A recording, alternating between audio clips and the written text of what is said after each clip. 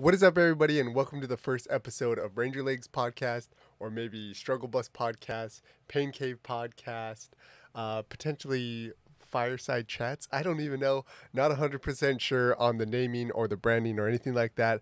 I just wanted to get one of these out as quick as possible because it is something that I've been wanting to do for a very long time. So, in this video, we're going to have an interview with one of my brothers, one of my best friends, Mr. Luke Ryan. He is an independent author. He just came out with a brand new book called The First Marauder. Definitely go out and check out what he's got going. He's got this first fiction book. He's got a couple poem books out there that are super visual, just an awesome piece that you could have on your coffee table, whatever it may be. Definitely go out and check out all of his poems and all of his books. He's also a social media manager at Black Rifle Coffee, so he runs with that crew also. So he has a lot of really good content. Check out his social media. I'll post it below, and it's also on the video just if you want to go and check out anything with him. But Luke and I have been friends ever since my time in the military. We actually served in the 75th Ranger Regiment together. He was in BCO and I was in CCO. We lived in a house together with 4 other Rangers, so it was a crazy house full of a bunch of Rangers. I think there was 5 total. And when we actually got out of the military, we moved to San Francisco together and also Florida. So he is through and through one of the people that I'm closest to, and he has a lot of really good stories and a lot of really good lessons that we can learn from going in and diving into these stories. So what these videos are going to be are just a conversation, a really chill conversation, interview, podcast, whatever it may be, about stories of when we were in the suck, when we were on the struggle bus, because it's when you're absolutely destroyed, when you're freaking bonked out, you're on mile 80, mile 90 of a 100-miler, you have nothing in your system, your freaking legs are seizing up, you may or may not have pooped on the trail 8 times, 9 times, whatever it may be. That's when you really start understanding who you are and start learning those lessons in life that you can apply to other portions of your life. So we're going to get into a lot of conversations with ultra marathon runners.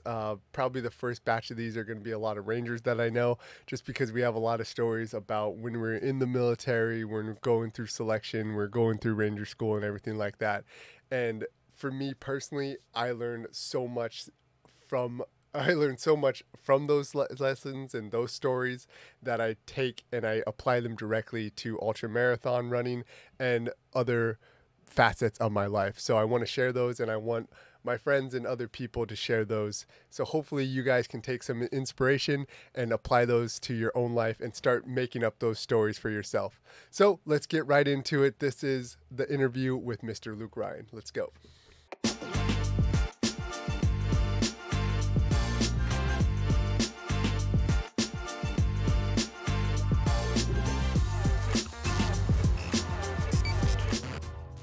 You made me nervous. Your pretty face just made me so nervous. Look at that. Oh, it's so sexy. So yeah, this is Luke Ryan. We were in the military together. We lived together. We are basically brothers. He's probably one of my closest friends. I'd like to welcome to the show, Mr. Luke Ryan. How you doing? Thanks, man. Good. Yeah, pretty good. How you doing? Good. I got a beer with me. I got a nice tasty Angry Orchard.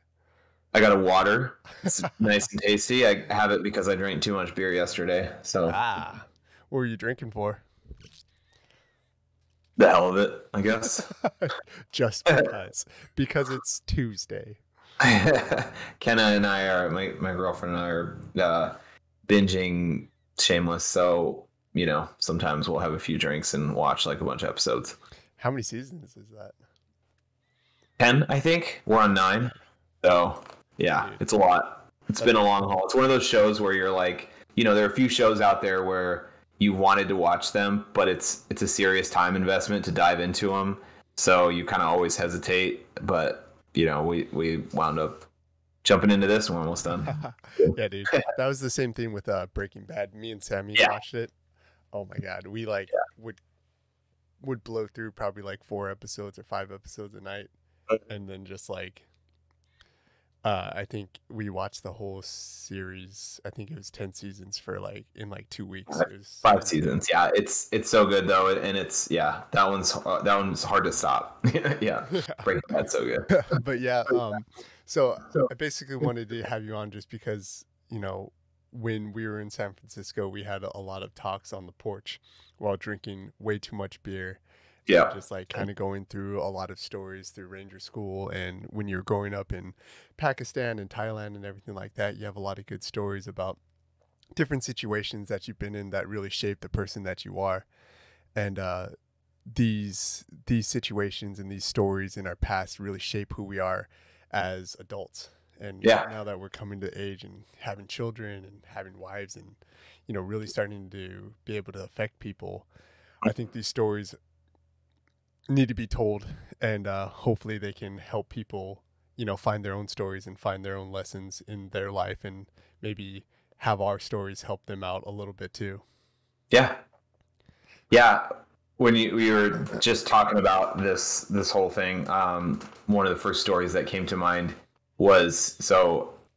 For people who don't know, my parents are aid workers and they work overseas. And the first place we lived was Pakistan. We lived there for about 10 years, with a couple 6-month breaks. So about 9 years total, and kind of a remote-ish area in Pakistan. So, up in the central north area. And eventually, when I was little, we had like a little school that like the 6 Western kids, would get an English education. It was like homeschool curriculum, and we eventually my mom was big into swimming, so they all kind of got together and a bunch of the adults built a pool, which was basically like a runoff from the river, with PVC piping that would go into this like big concrete like hole in the ground, and with a drainage system, and we would do manual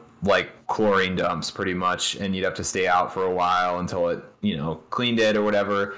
And anyway, so the PVC runoff, when they would drain it during like the winter, and so it wouldn't freeze, and then in the summer they would fill it up again, and the PVC runoff, they would just be like a pipe on one end of the pool that was just sticking out, and it would just start flowing in, and the river was glacier water, so it was freezing cold. Yeah. And I was pretty little back then, and we always used to have competitions as who could stand under it for the longest. And I would always win, because I definitely was not the toughest kid there, and as far as like I wasn't the strongest, and I wasn't the most like badass, and I wasn't the best at like fighting other like wrestling and stuff like that, but I could stand under the water for the longest. Yeah. And I that was one of the moments, I think, early on in my life that I realized that like a lot of, especially physical pain, or discomfort, or whatever you call freezing cold water shooting onto your neck and back, I realized that was a lot in my own mind, and in a kid way, I realized it. I was still just a little kid, but I was like, I could stand there if I got my mind right. It's the same thing that like when somebody's like, when you're a kid and somebody's tickling you and you're trying to get it in your mind to like not react. I feel like it's a similar mechanism, right? And that was one of those first. I feel like one of the first times when when I kind of I mean, I grew up in Montana, as you know, and like I definitely understand how cold water, once you jump in it, you want to get out as soon as possible. And if we were friends in Pakistan, I would probably be the first one out because I hate being cold still, even though I'm from Montana. So I'd be slow clapping your way as you're sitting underneath the cold water pipe. When you're actually talking about that, have you ever watched those videos on YouTube of they don't like speak at all, and they just like they build the swimming pools and like the whole things? Oh yeah, I've seen those. Those are cool. Those are like, dude, people are so creative with like the resources that they have, what they can do. Yeah, it's crazy. Yeah. So you said you were like 6 years old, or It was probably that during that time I was probably a bit older. I was probably more like I was 6 when I was in Pakistan, but because I moved there when I was 3. So, but by the time we got the pool, I was probably like 9 or so. Oh, nice. Um, Yeah, yeah, that is a really like that's that age when you're really starting to start picking up who you're going to be into a teenage years and then into your like adult life. My yeah, brother is 7 years older than me, and basically my entire life he just beat us up and drowned us the entire time. So yeah, when we would go to the pool, he would we would basically just be drowned the entire time. He would grab our feet, grab our feet by the water, and we'd be floating at the surface of the water, and he would push us out and then pull us in. So then the water wave would go over our face. So as we're being pulled in, we'd be like under the water, and then he'd push yeah. us out. So we go over the water and then push us back out. So it'd be like pretty much getting waterboarded over and over again. Yikes. So, so Yeah. you got to put yourself into cold water and like, hold yourself under that cold water. I got drowned by a guy that's 7 years older than me over and over again. So I think we both picked up a lot of our self-confidence and our ability to deal with pain through the water, which is a nice Yeah. similarity. Yeah, that's interesting. Yeah, I definitely. It's a very like, I mean, either you with water especially, I mean, either you kind of drown and die or you don't, and and it's like there's not really like you're not gonna lose a limb or you're not gonna like get burned or anything like that. So like obviously very dangerous and but like at least the swimming part, not standing under cold water, but I wasn't gonna get. I've gotten frostbite, before in the military, and I don't think I was in danger of that or anything. So it's just kind of and I think that paid off when I was older. I mean, I not so much the getting tough part, but because I think that regardless of where you are on the tough scale, by the time I got in the military, like they kind of just assume that you don't really have much of anything, and they just try to like hammer you down, regardless of how tough you came in. But more the realization that I could kind of, overcome a lot of physical discomfort and pain just by making my mind a certain way. And that translated in RASP and Ranger School and all the other hardships of Ranger Battalion, being a private in Ranger Battalion, difficult deployments, difficult training cycles, all that stuff. Yeah. I mean, was there ever a case where you were in the suck or on the struggle bus where you thought back to that point when you were under that cold water and you just realized that this was all mental? I mean, Yeah, anything that sticks out? I had a non-official, like, and when I was in Ranger School, I kind of I was going through with an SF medic, and my foot was hurting me a lot, and I didn't want to go to the actual medics. So like the school medics, because I didn't want to get dropped or recycled or anything like that. And I felt like I could take it. So I was like, I wasn't like, I was limping and hurting, a lot, but I was able to mask my limp pretty well. And, he figured I had a small stress fracture somewhere in my foot.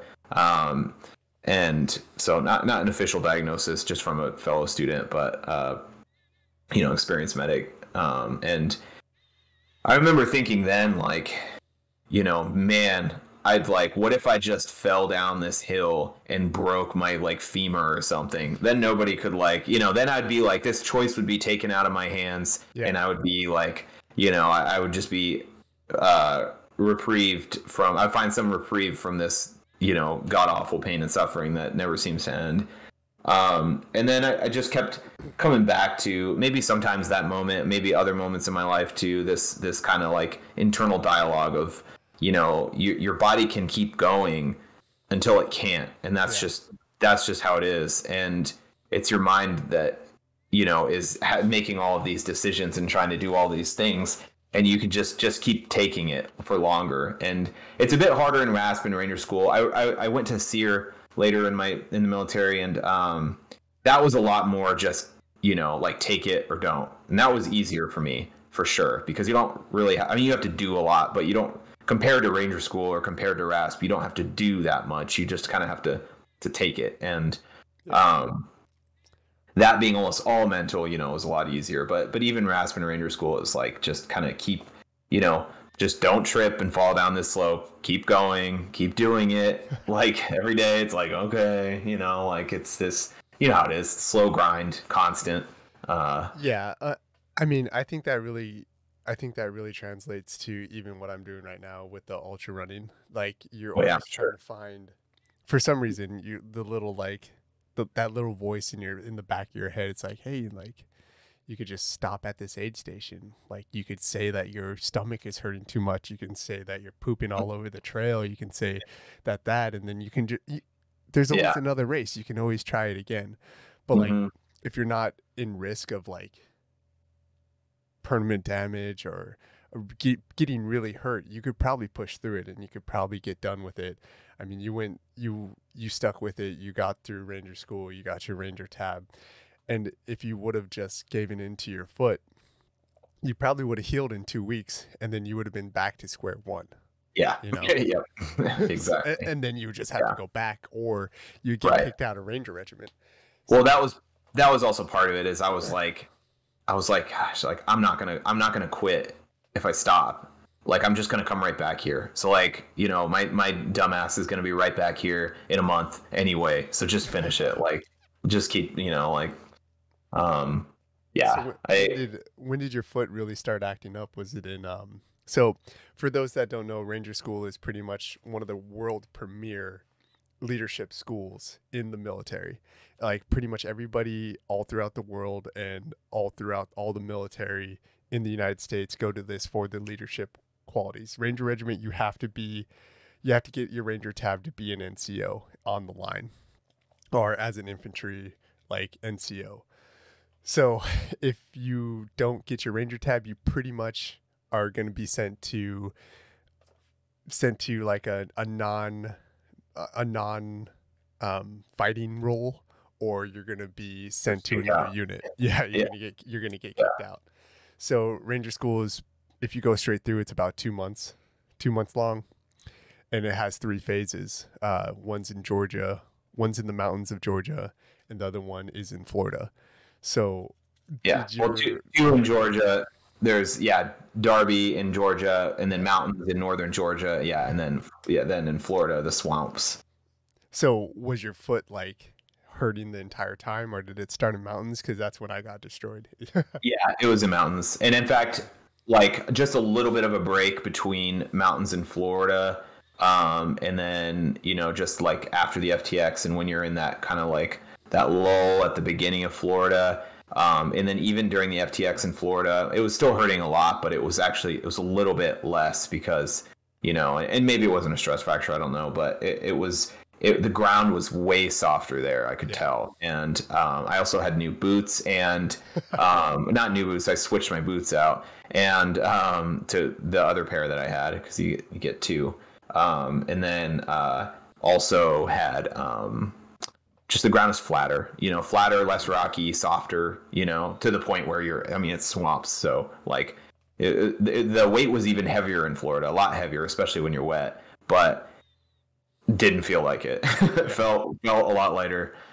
So it just kind of like I was able to struggle through it a lot easier in Florida than I was in mountains. It may have been that the pain was more or less the same. I was just exacerbating it a lot more in mountains and aggravating it a lot more versus in Florida. It was kind of smoother sailing. You Yeah. know, I mean, going up and down those mountains, I think freaking going down the mountains it's even during these ultra marathons and everything like that, once your legs are completely destroyed, like going down the mountains, it's probably the worst pain that I've ever experienced in my life.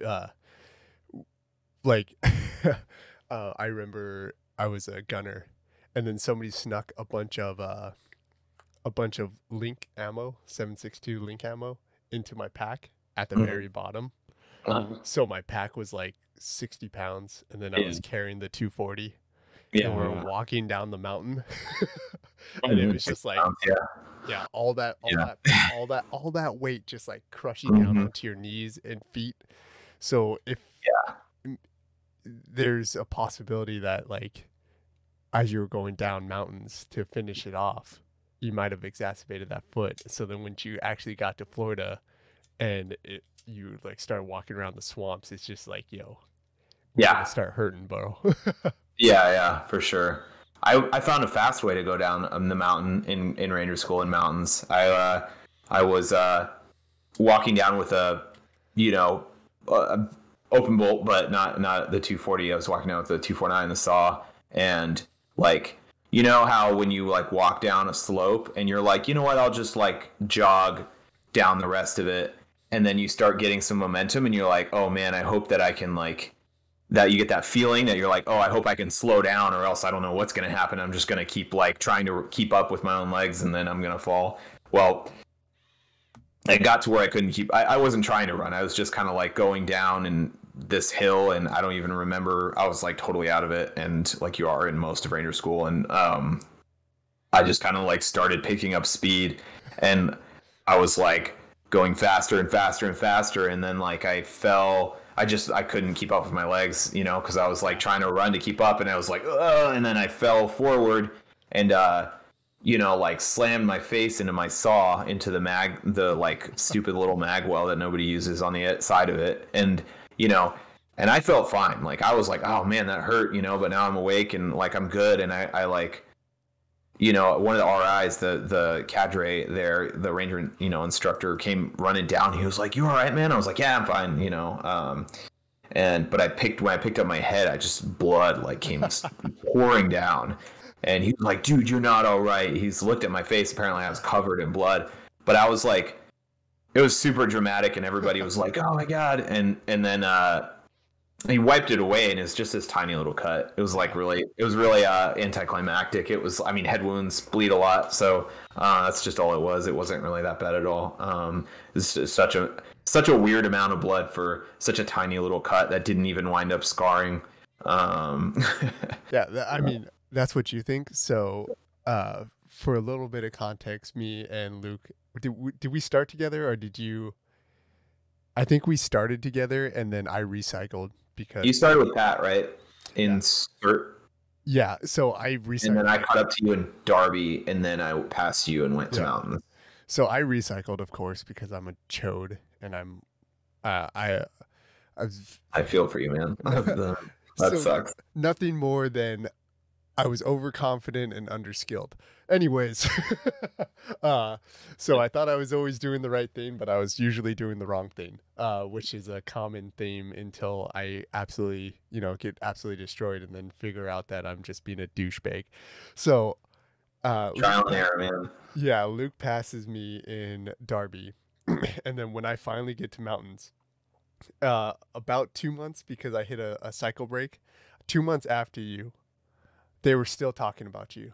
And they're like, oh, this Ginger. I remember last cycle, this Ginger guy was walking around with a bandage on his head and there was blood all over it.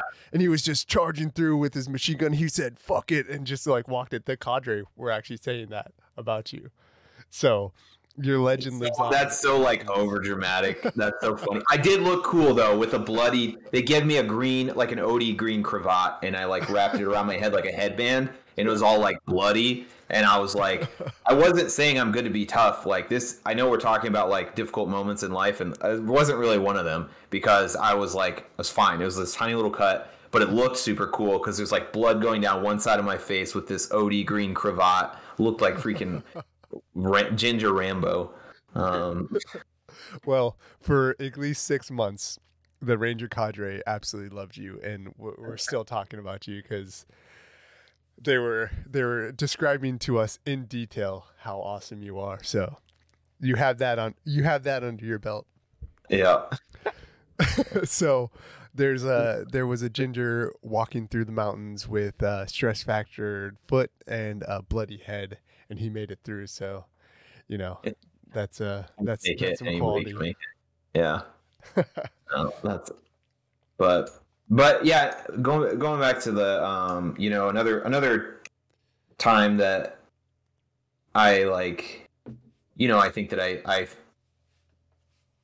one time I think about when I think about failure a lot too is you remember the RPAT. The RPAT's like it's like a Ranger physical assessment, like a PT test, like an exercising test, and where you have to do like a bunch of stuff. You have to like run a mile in your body armor and your kit, and you got to like climb a rope and jump over a wall and drag like a skedco, which is like a draggable litter, and you got to like do all this stuff and then run again. And it's like this test that you do periodically throughout the year. And for whatever reason, I don't really know why. Like, I never had a problem with the RPAT because it's mostly like it's got some upper body strength stuff, but it's mixed in with so much cardio, and that's kind of what I would always crush. Yeah. So the RPAT is kind of the Ranger Regiment specific PT test. So you're wearing your kit, which is 35 pounds, 25 to 35 pounds. Yeah, depending on what you got on it. With full armor, and then you're in your full like ACUs. Or multicam uniform, and then you're wearing your boots also while you're doing this whole thing. So it's similar to the Murph, just more military centric. So you start with a run and you end with a run with a bunch of stuff in between. Yeah, and for whatever, I never really had a problem with it, but for whatever reason, one time I just couldn't jump the wall. The wall was like kicking my ass, and like I couldn't get it, and I got whatever penalized. And I never had an issue like that with PT tests, and I was never like the strongest dude by any means. I mean, I'm pretty skinny for a Ranger, and especially back then, and but like I never really had a problem with the physical fitness side of things, but that like definitely kicked my ass. I don't know why, and I was very not okay with that at the time. I was like, you get so in battalion, you're wound up so tight. They're like, and you're so in your head about that kind of stuff. Like, that is going to make it so somebody dies on target or something like that. That's what's going on in your head. And like, you better fix it before you're responsible for somebody's, inevitable death. And so, I just went down to the, in retrospect, it was actually I'm grateful for it, because I went down to the wall every day after like the slow days at work, and would just do it. I did it without kit on a bunch of times for like a couple weeks, and then I did it with kit on a bunch of times. And then next time I did the RPAT, I crushed it. And of course, most people hadn't been training that much for the RPAT, because that's not really, if you're going to pick a thing to get better at, probably not going to be that per se. Like if you can already pass it, then, but I was so hyper focused on it, I freaking crushed it. And I didn't get the fastest time in the company, I don't think, but I was like number 2 or 3. And, to everybody who knew that I had failed the wall before, they were like, whatever, now you passed, good job, great, cool. Next thing. But to me, I was like, I wasn't really celebratory, but it felt good that I had hit not an obstacle, but a failure, which is different, like an actual failure, and then had pushed through it and overcome it. And that's like, failure for me is tough, because it's an, like this event, that you're supposed to pass, it's over and you didn't pass it, and it's done and you can't get that back. And I've had other failures in life that I wasn't able to go back and fix later. So grateful for this one time when it really mattered, but not so much that it would like scar me for the rest of my life. Grateful for that moment to show me that I can overcome obstacles that in my mind are like, they're pretty substantial, that I can go back and like work at it. And, everybody knows that, but to actually like just do it yourself, it's kind of enlightening, I guess. And it has influenced the rest of my life. Yeah. I mean, that's like such an important lesson. And it's something that I really want to teach my daughters, and what I really want to like present to people is like, when you have a failure in your life, or you have something that you've actually failed at, the thing that you have to do the most is that thing that you failed at, right?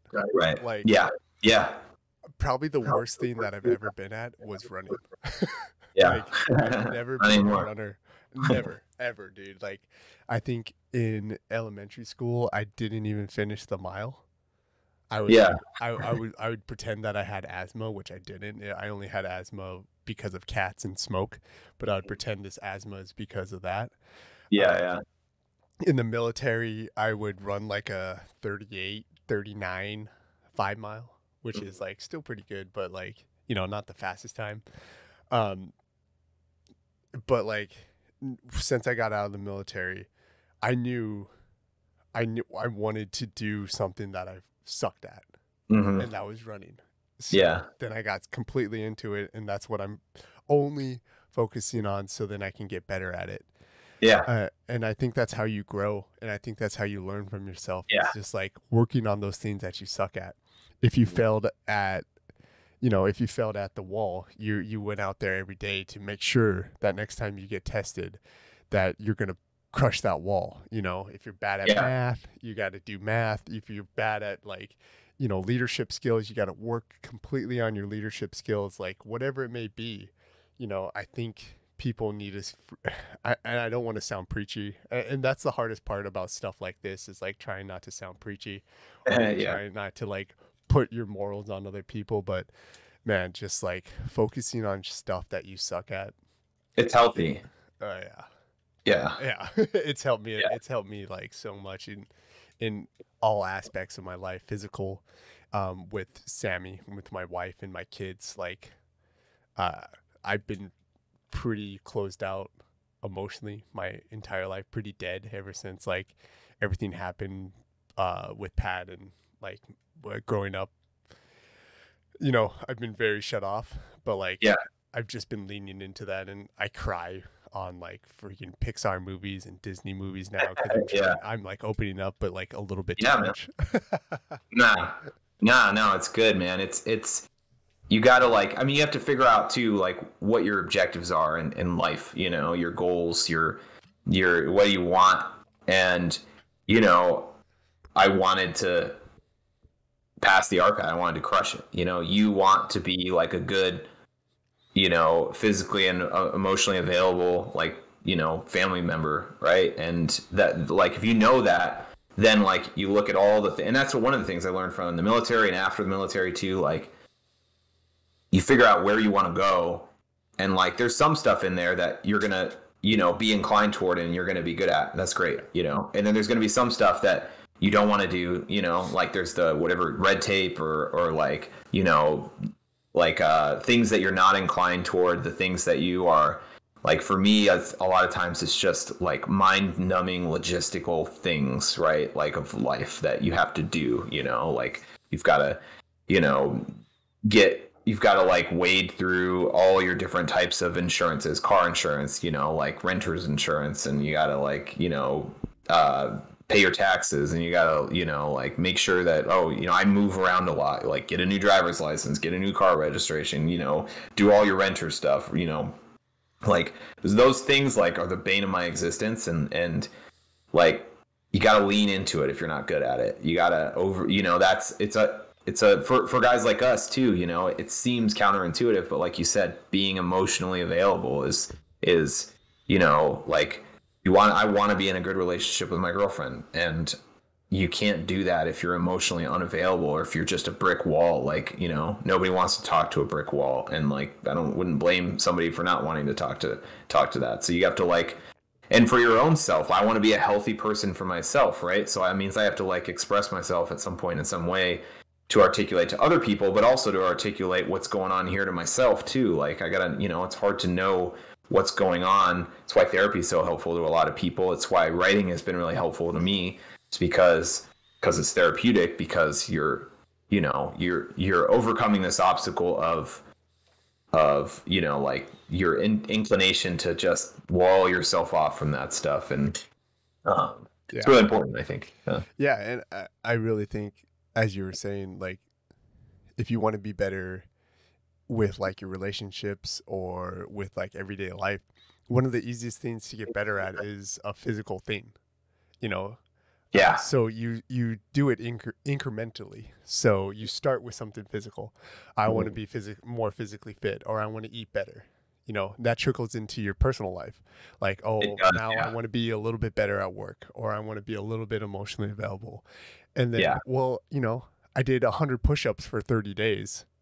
I could open up a little bit more. I could work on that now. So Yeah. you start like carving these pathways in your head. Mm-hmm. And I think it really, really helps develop a complete person physically, mentally, emotionally. Yeah, absolutely. Like running and like all this physical shit that we do has really helped me evolve as an adult. Yeah. Not some asshole that just got out of the military, showing off tattoos to try to entice some women or something stupid like that. Yeah. Yeah. So if there's one thing that people can take away from this conversation is, you have to learn how to push through some things, but be smart about it, and also start creating these pathways to better yourself physically and mentally, emotionally, whatever it may be. I had to do that, just talking about like hardship outside of the military too, because as you and I both know, there's plenty of that. The military doesn't have a monopoly on hardship by any means. So like, during the pandemic, I was living in New York. I was totally locked down for, like a year basically, in my half underground apartment. And a lot of hardship in that, I think, mentally, physically too. And I really like dove into my writing, and that was something that I wanted to make my time productive. And I would say that like I failed in a lot of ways during that time as far as like what I could have done and how I could have bettered myself as a person. Yeah. But as far as my writing though, I definitely did not. I wrote a lot. I rewrote my first book that I wanted to re-release, that has now since been released. I had written the first third of the sequel, and so I finished the sequel. I wrote a screenplay, didn't like it as a screenplay, and then wrote it into a novella, and then I started writing another book that I then finished right after the pandemic. So I mean, like, I wrote like just an ass load, and I think that like I was able to pour myself into it and to use hardship as an opportunity to find something good, and to do something good, because hardship meets everybody all the time, everywhere. And if you can use that, you can carve those pathways in your mind. You can use it for something positive and good.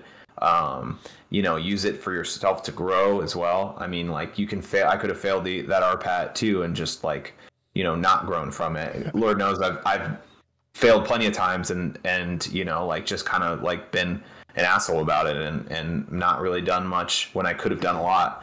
And, I just sort of,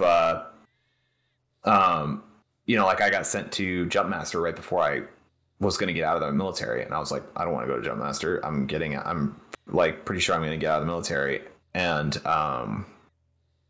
they're like, go anyway. And I was like, okay. And so I gave it a shot kind of, and I failed. And I don't think that was really a success story in any way for me. And, but it's trying to use that now to learn something from that and just be like, even if you're going to try it, well, one, if you're going to do something, like do it, don't just like kind of half-ass it. And then two, if you're going to, or just don't do it, just say no, and say, well, no, I'm getting out of the army. Or, so, I mean, it's just like, I think all hardships are an opportunity to do something positive, and it will never feel it that way when you're doing it. Not ever, I don't think. That's why it's a hardship. I mean, if you felt all good while you were doing it, then it probably wouldn't classify as something that's really tough for you. So yeah. It's hard.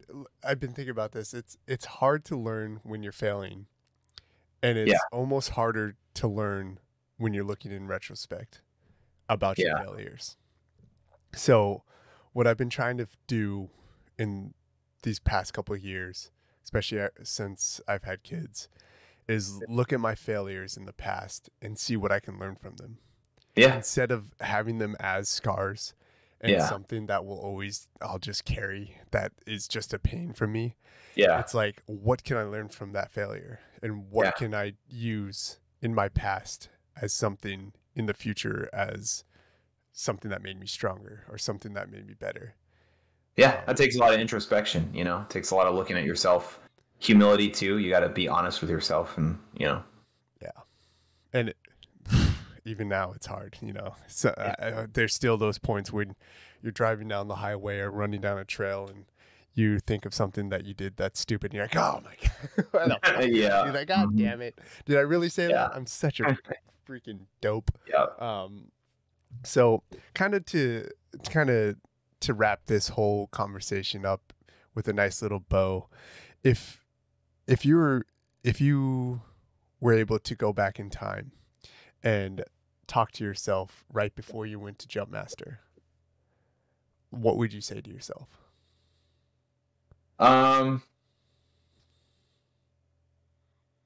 would say like either decide to not do it and just say no and don't do it, or and that's fine because like you're not going to use it, so like don't waste your time, or like just do it and pass it and you know like like try your absolute hardest on it.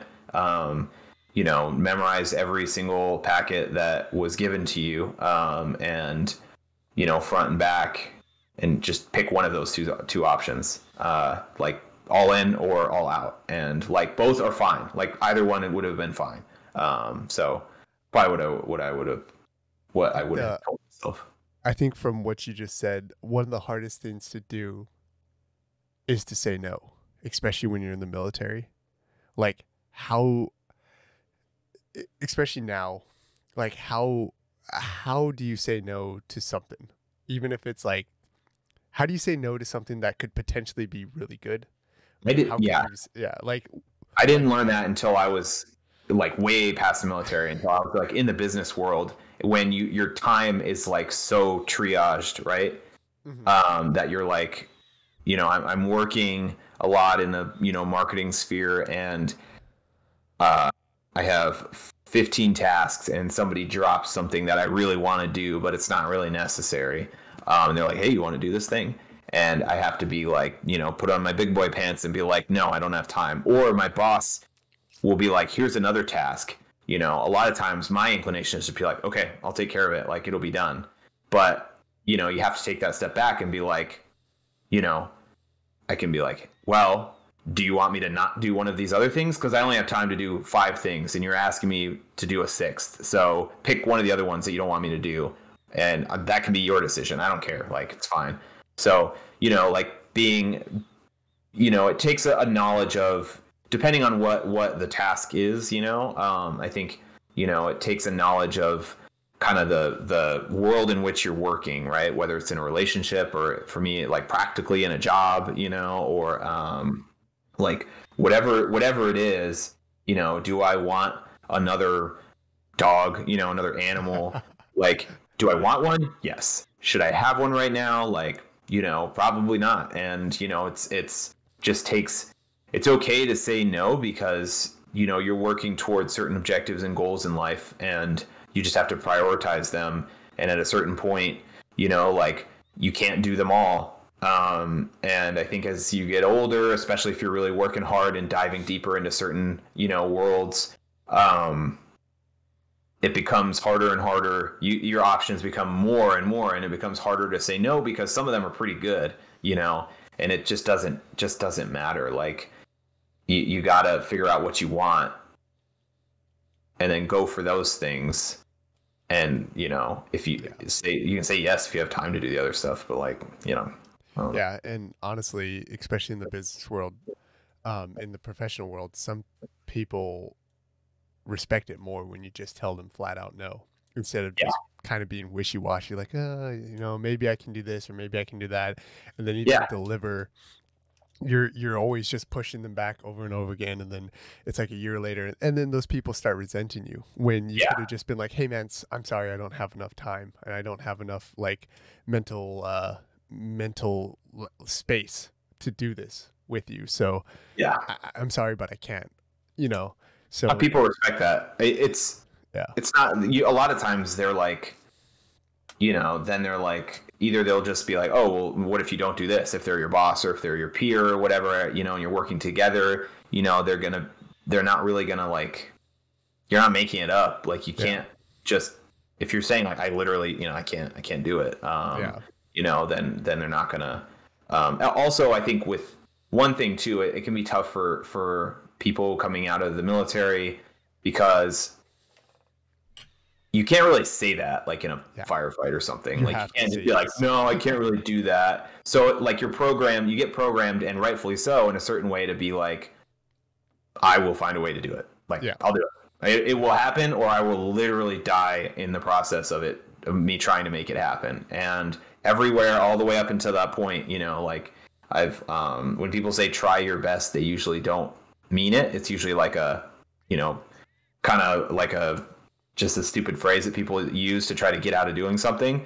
But if you actually try your best, like really, I've probably tried my best at like 5 things in my life, maybe, you know what I mean? And like, like, because I can almost always go back and like, man, I could have tried a little bit harder in this one area or this area or this area. I can almost always do that. And like, you have to like actually try your best to achieve whatever objective you are in the military. Outside of the military, like you're not going to die if you don't get these forms in by Monday, right? Like you won't literally die. And so it's okay for you to say no, because your objective isn't just survival. That's going to happen one way, either way. Your objective is to, push this, for example, company forward. So you lying about not lying, but like you being weird about your time management and just accepting all these things like that doesn't help that achieve that objective. What does is letting people know when you're maxed out, and then they can actually use that as a way to like reprioritize tasks, shuffle things around, make a new hire maybe, or like do whatever, and actually be productive and efficient. And it all goes back to that same like what's your objective, what are your goals, how do you get there? I mean, that's a whole nother conversation that we can have later about just like how mission orientated most military guys are, especially us. But yeah, man, that was kind of a lot of stories all mixed into one, just because me and Luke know each other so well. So a lot of our conversations are going to be very fragmented, and like we're going to be jumping around a lot, but hopefully you guys got a lot out of this. Luke Ryan, if you want to check him out, he has a new book out, the Last Marauder, or the First Marauder, sorry. First one. First Marauder, fictional book about being a kid coming through the ranks, being badass, post-apocalyptic world. It's an amazing book. I got the first version of it, read the first version of it, but it's been refined. New artwork, it looks amazing. He's what would you say your role is at BRCC? I'm the social media manager at Black Rifle Coffee. Yeah, so he runs with that crew. He runs with that crew now. Do you have anything else you want to plug or let people know about? No, man, that's it. Well, look out for like reading books. I got one of those. That's pretty much it. He's going to be a director one day, making multi-million-dollar movies, writing books and poems, and sometimes I read some of his poems and they hit me right in the feels. I have to sit back a little bit and rethink my life. So yeah, I do. I have 2 books of war poetry that have been a way for me to open up in the way that you kind of were talking about for myself, articulate things about combat and the military and all that stuff. So it's helped me. Yeah, super visual, super descriptive. So I'll link everything below in the descriptions. If you want to learn more about Luke Ryan, you can hit all those links. We'll have quite a few conversations with Luke again, just because we're so close. So I want to learn in these conversations. I want to learn more about my friends and learn more stories and their perspective on things. So hopefully you guys enjoyed this conversation. I'll have a quick outro after this. Thanks for having me on. Yeah, thanks. So there we have it. That was the conversation with Mr. Luke Ryan. Make sure you check out his social medias. Once again, his book, The First Marauder, is out now. It's on Amazon, Barnes & Nobles, pretty much wherever you buy books online. You can go ahead and pick it up. But definitely check out his social medias. He's always posting things about military, about Black Rifle Coffee, about his own literature, and everything else like that you'll find on his page. But hopefully you guys take something from these stories, from that interview, and you guys can apply it to your own life. Maybe look into your own past and see if there's any stories that really come to mind where you learn really good lessons about life and how you're applying them to your life now. Like a lot of the physical things that I went through in my life, I'm actually applying them to my business life, to my relationship with my wife and my kids.